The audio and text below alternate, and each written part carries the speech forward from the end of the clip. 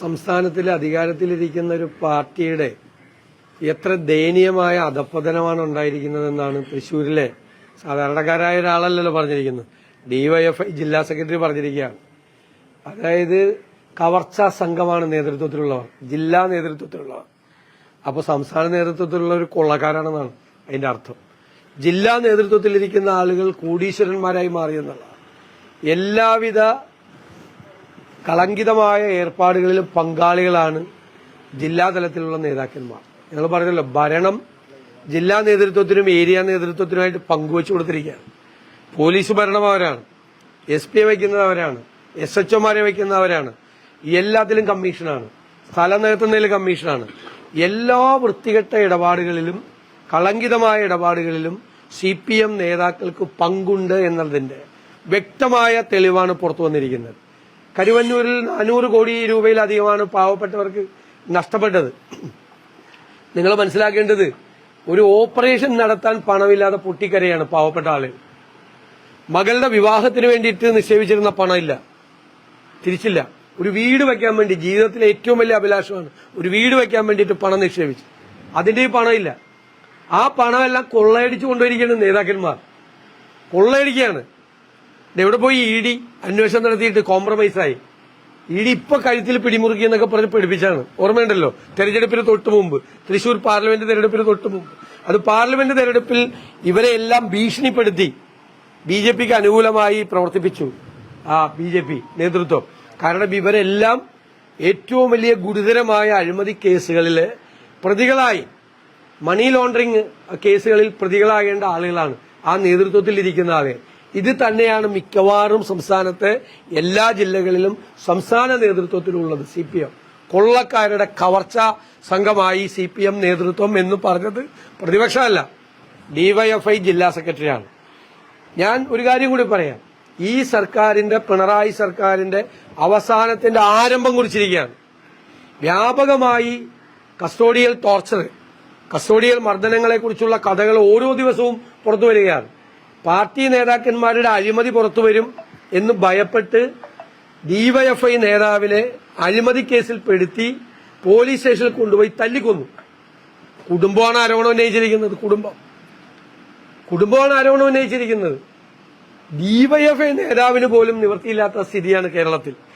ഒരു അഴിമതി പുറത്തു കൊണ്ടുവരും എന്ന് ഭയന്നപ്പോ നേതാക്കന്മാര് പരാതി കൊടുത്ത് ഈ നേതാവിനെ പോലീസ് സ്റ്റേഷനിൽ കള്ളക്കേസിൽ കുടുക്കി പോലീസ് സ്റ്റേഷനിലിട്ട് മൃതപ്രായനാക്കി. 4 മാസത്തിനകം അതിന്റെ ക്ഷീണത്തിൽ അയാളും മരിച്ചു, അതിന്റെ ക്ഷതമേറ്റ് അയാളും മരിച്ചു.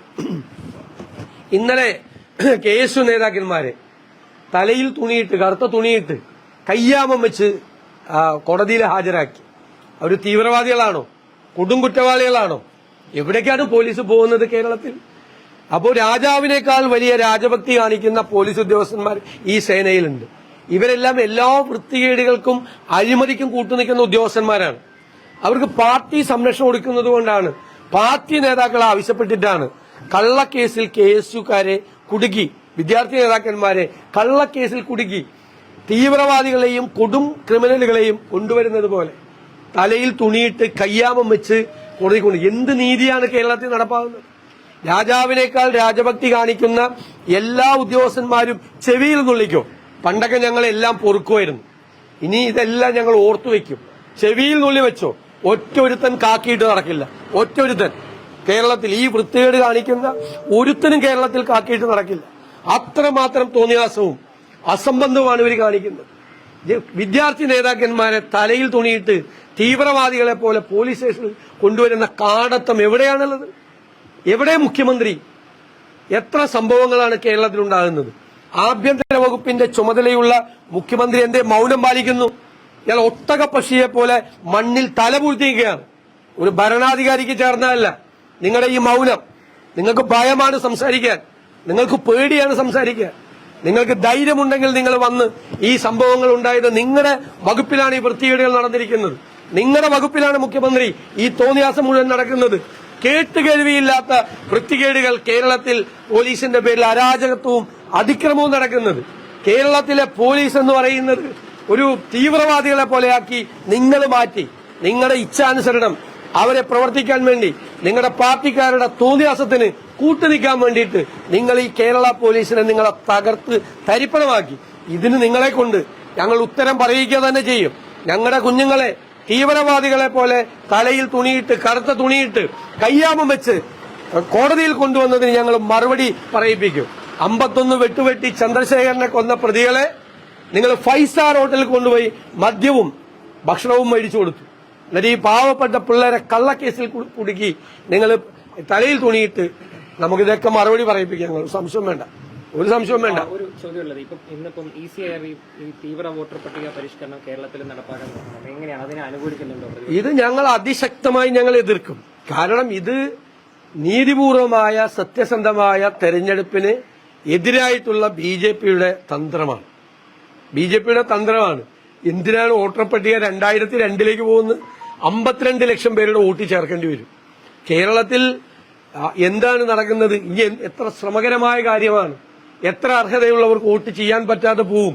52 ലക്ഷം പേരുടെ ഇനി ചേർക്കാനുള്ളവരുടെ കൂടാതെ 52 ലക്ഷം പേർ യഥാർത്ഥത്തിൽ ഇപ്പോൾ വോട്ടർ പട്ടികയിലുള്ള കഴിഞ്ഞ നിയമസഭാ തെരഞ്ഞെടുപ്പുകളിലും പാർലമെന്റ് തെരഞ്ഞെടുപ്പുകളിലും കഴിഞ്ഞ 23 വർഷമായി വോട്ട് ചെയ്യുന്ന ആളുകൾക്ക് ഒരു സുപ്രഭാതത്തിൽ വോട്ടർ പട്ടികയിൽ പേരില്ലാതാകുന്ന മായാജാലമാണ് SIR എന്ന് പറയുന്നത്.